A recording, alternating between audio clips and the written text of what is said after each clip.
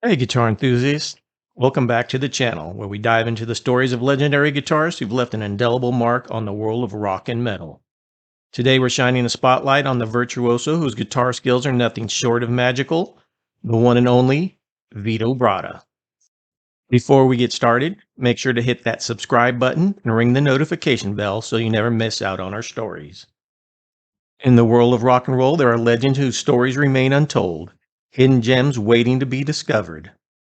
And one such enigma is none other than Vito Bratta. Vito Bratta was born July 1st, 1961, in Staten Island, New York.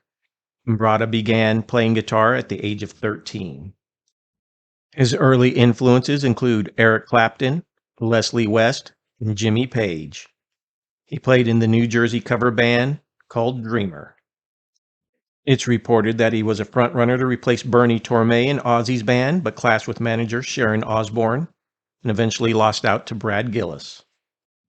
It's also been reported that he was asked to replace Ace Frehley in Kiss, but declined after being asked to change his name. Bratta met singer Mike Tramp in December of 1982 at L'Amour's Rock Club in Brooklyn when Tramp was playing with his band Danish Lion. In March 1983, they decided to put together a new band and recruited drummer Nick Capozzi and bassist Felix Robinson and named the group Whitelion. Whitelion was signed by Elektra Records in 1984 and recorded their debut album, Fight to Survive. Elektra was unhappy with the final recording and, after refusing to release the album, terminated the band's contract. The album was eventually released by Victor Company in Japan in 1985. Philadelphia-based Grand Slam Records bought the album from Elektra and released it in America the following year. A few months later, Grand Slam Records went bankrupt. After a few lineup changes, in early 1987, the band was signed by Atlantic Records.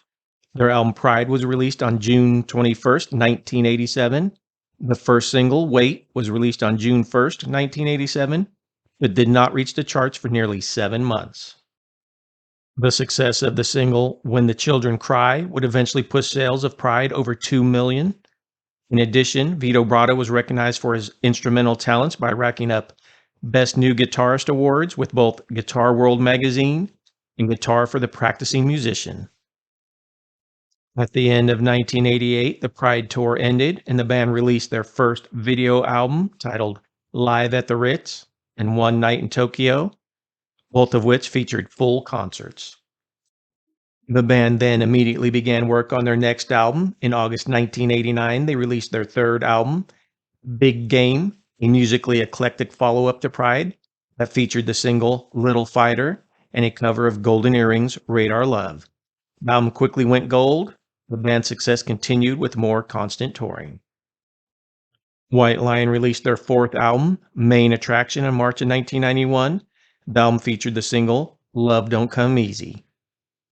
After a brief tour in support of Main Attraction, Tramp and Bratta decided to disband the group, their last show being held in Boston at the Channel in September of 91. Vito Bratta, the virtuoso guitarist who soared to fame with Whitelion, capturing the hearts of millions with his electrifying solos and soulful melodies. Even guitar legends like Zakk Wylde have acknowledged Bratta's extraordinary talent. Yet he remains one of the most underrated guitarists in the history of rock. Just as quickly as he rose to stardom, Vito disappeared from the spotlight, leaving fans wondering, what happened to the guitarist? When Whitelion disbanded in September of 91, Bratta started a short-lived project with singer John Levesque called Civil War, but that was short-lived. In 1992, Bratta's last recorded guitar track is a solo on the Coven Petrelli O'Reilly album, CPR, on the track E11, where he plays the final solo. In 1997, he injured his wrist and finds it painful to play on electric guitar necks. However, he still manages to play classical guitars without excessive discomfort. He says it was a freak accident that happened as he was playing guitar laying on his back, wrist at a weird angle while watching a baseball game on TV, and he just heard it snap. Whitelion's success with hits like Wait and When the Children Cry catapulted them into the limelight, yet Bratta's genius often went unnoticed in the shadow of other guitar gods of the era.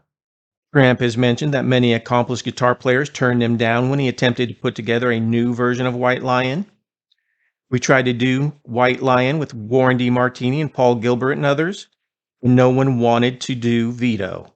He was unlike anyone else. He had his own way of doing things, plus he was a great songwriter.